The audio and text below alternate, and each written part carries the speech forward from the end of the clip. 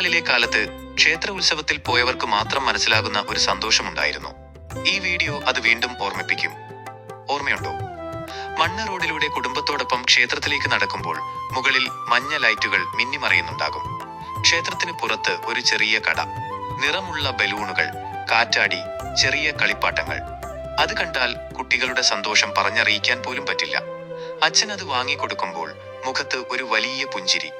ലൈറ്റുകളാൽ അലങ്കരിച്ച ക്ഷേത്രം, അകത്ത് കടക്കുമ്പോൾ ഹൃദയം മുഴുവൻ നിറയുന്നത് ഒരു പ്രത്യേക സന്തോഷം.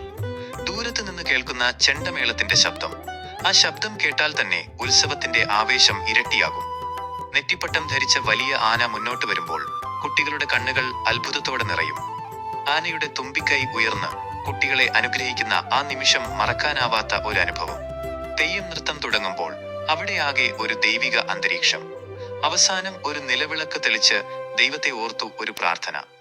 കുടുംബം മുഴുവൻ കൈകൂപ്പി നിൽക്കുന്ന ആ നിമിഷം മനസ്സിൽ നിറയുന്നത് ശാന്തിയും സന്തോഷവും.